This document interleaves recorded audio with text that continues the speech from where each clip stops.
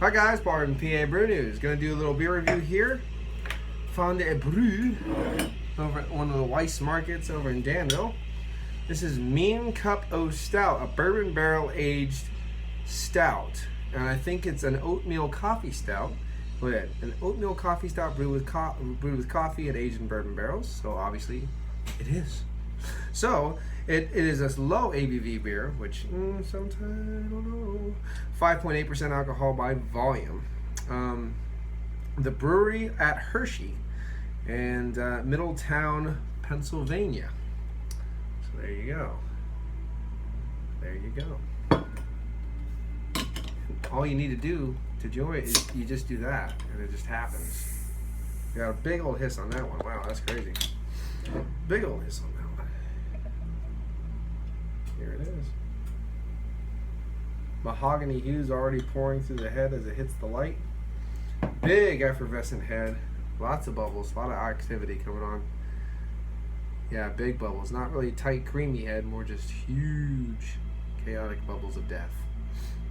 There we go. Swirl it around. Work it in. There's definitely those proteins from the oatmeal and actually that bourbon barrel just kind of really clinging to the side of the glass. I mean, the ABV is low, but there's definitely streams of those proteins kind of just clinging and moving and dancing around in there.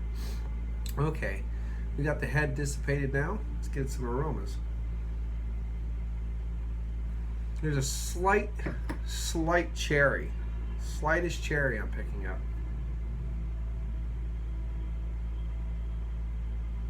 Yeah, it definitely has a cherry note to it. I don't know if that was intentional. So, okay, I'm already kind of like, okay, let's see what happens. Chocolate, roasty, caramel, but there's a definite cherry nose. Sometimes those dark fruits do come from coffee, so maybe that's what I'm smelling, kind of that green coffee bean, kind of that fruit that comes from that. You're definitely getting that roasted note. You're getting the smoke, caramel chocolate deal. So let's give it a go. Hey, cheers.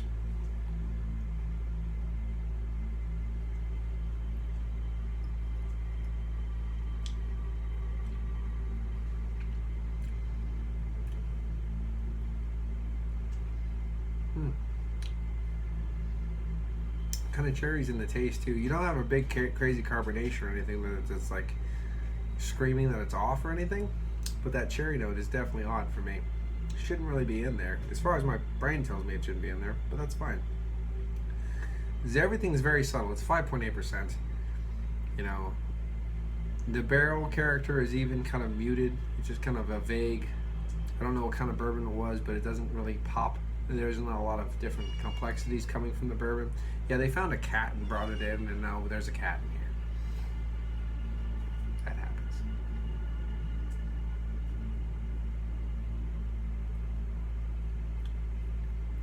You get this, the roasty notes, a little bit toasted bread. You do get the slight faint hints of chocolate.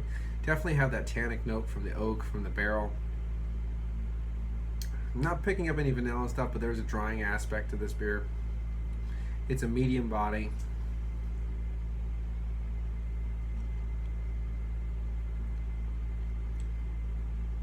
It's not horrible. It kind of poses the question though, why would you barrel age a beer that cannot take barrel aging? Is it just a beer that just sat around for a while that you couldn't sell, so you put it in the barrel to make sure you could, charge double for it because barrel aging is something that people like? I'm not quite sure. Maybe this was a fan favorite that was desired by people to get barrel aged. You don't know. You don't know the whole story. But cynical me says, that something wasn't exactly right.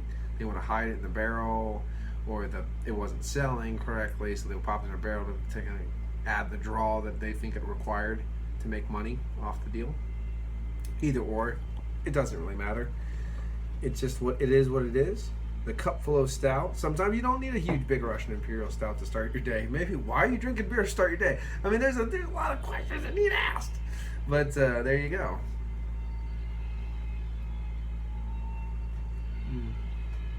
Yeah. It's everything's very muted. Everything kind of blends together a little bit. It is a stout. You can kind of tell that stout qualities. It's nothing to write home about. Overall, I'm not getting. Unfortunately, I hate to say it like this. I'm just not getting those nice stout qualities that I try to, kind of like draw into the chocolates, a nice body and things like that. That doesn't have it. Obviously, it gets a little thinner in the aging process, so it's probably pushing the high medium mouthfeel to begin with, kicking back now with the aging.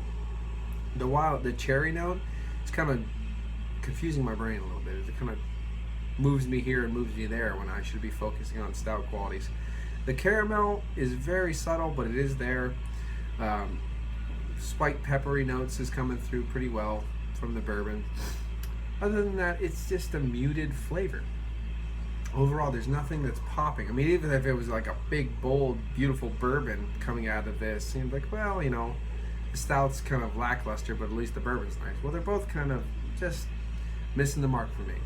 So, out of all, I don't know, like I said, I don't know the modus operandi of putting such a small beer in a barrel, but they did it, and this is what I think about it. So this has been Paul from PABrewNews. I'm going to just jump this thing up and probably give it probably like a 7, 6.5. I'm going to say 6.5 out of 10. I mean, unfortunately, it's pushing to that middle of the road area. Because 50 isn't a fail. It's middle of the road. It's not good. It's not bad. It's middle of the road. You know what I mean? So there's a lot of beers that are in that quality. This is above that. I'm going to give it a 6.5, 65 out of 100. I don't care how you want to say it. 6.5 out of 10 for me for the Mino Cupo Stout. I mean, this is like a $12 bottle of beer.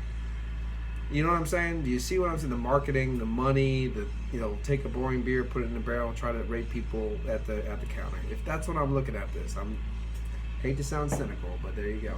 This has been Paul from PABrewNews, 6.5 for the Mean Cup of Stout from the Brewery at Hershey. Well, better luck next time. Cheers. Woo!